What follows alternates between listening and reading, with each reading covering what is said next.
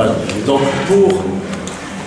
pour le choix du sujet qu'on a trouvé avec le mouvement européen, il s'agit bien entendu d'un sujet sensible, complexe, et voire certains sont jeux de mots qui peut s'avérer très explosif. Donc, pour essayer d'analyser ce qui se passe dans le monde arabe et qu'est-ce qui se passe même sur la scène européenne. Alors, pourquoi on l'a choisi? Simplement 3 points. C'est un sujet qui me tient à cœur. Tout ce qui se passe dans le monde arabe, maintenant, tout le chaos qu'on voit, constater, toute cette déstabilisation, parfois on parle de balkanisation, nous fait souffrir par rapport à toutes les avancées démocratiques qui ont eu lieu il y a 3 ans, où on a fait énormément de conférences par rapport au printemps arabe, soulèvement populaire et toute cette avancée démocratique du monde arabe.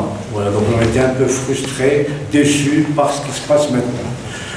En même temps, pour la deuxième raison, c'est alors qu'on se veut et que nous voulons un espace laïque, cette instrumentalisation de la religion par rapport à des groupes extrémistes et rétrogrades n'auront pas service à l'islam et à la religion. Ça, on peut le dire en étant dans notre sphère laïque, parce que l'islam que nous avons connu n'a rien à voir, pas du tout, avec ce qui se passe maintenant. Voilà. Et troisièmement, c'est simplement pourquoi associer l'Europe et le monde arabe.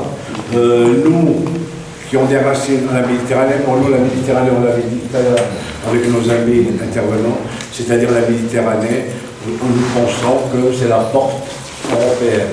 Et ce qui se passe maintenant par rapport à ce climat de tension et d'extrémisme de toutes parts qui jaillit donc en Europe, nous préoccupe et nous inquiète.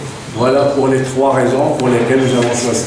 Le choix des intervenants, on a pensé à un politique, donc Gilles Pardieu, donc on l'a contacté, nous le remercions parce qu'il va nous rejoindre, parce qu'il a un calendrier, il va arriver à 15h, c'est ce qu'on a dit, 15h. Oui, c'est ça. Voilà. Quelqu'un qui s'occupe de la sécurité et qui soit remercié, c'est le général Faupin là qui vient de Bordeaux, qui soit remercié par rapport à ce déplacement. Donc, quelqu'un qui peut nous parler de la sécurité intérieure et tout ce qui se passe sur le terrain.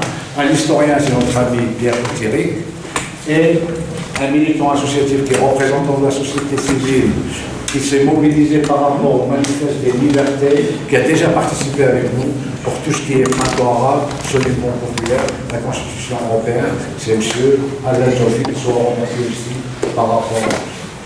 Je ne vais pas parler. Je laisse la parole à Michel qui va animer la première table. Alors, quelques mots rapidement. Pourquoi le mouvement européen d'or est-il associé au centre culturel du monde arabe? C'est parce que depuis quelques années, nous avons une coopération très étroite entre nous et nous apprécions réciproquement. Alors pourquoi sommes-nous là aujourd'hui? C'est parce que nous avions organisé à l'Université catholique de Lille il y a 2 ans un colloque sur les conséquences des printemps arabes. Nous avons avec Tariq, convenu que le sujet sur le terrorisme était tout à fait d'actualité. Parce que ce que nous voulons également montrer, c'est en quoi l'Union européenne est menacée par ce terrorisme, mais également pour bien signifier qu'il n'y a rien que la religion islamique n'a rien à voir avec le terrorisme. Et ça, c'est extrêmement important. Alors nous voulons, on se dépoussière un peu la question, vous donner, à travers les intervenants, une appréciation extrêmement approfondie de la question, et c'est pour ça que nous sommes là aujourd'hui. Bon, donc je vais passer la parole au général Alain Faupin, que je remercie vivement d'être venu ici. Alors le général Alain Faupin, je ne vais pas retracer sa carrière, mais je voudrais insister sur le fait qu'il a fait tout d'abord l'école militaire de Saint-Cyr, dont il est diplômé. Bon, il a eu plusieurs commandements, il a commandé un régiment de blindés. Il a été plusieurs années aux États-Unis, il a eu des fonctions dans les états-majors. Il a une expérience internationale extrêmement importante. Il fait partie d'un groupe de réflexion européenne Eurodéfense qui est sensibilisé sur la défense européenne, mais également sur ses imbrications avec l'extérieur, et je crois que c'est quelqu'un qui est tout à fait, qui est plus que capable de vous apporter un éclairage qui soit objectif de la question. Mon général, je vous passe la parole, je vous remercie.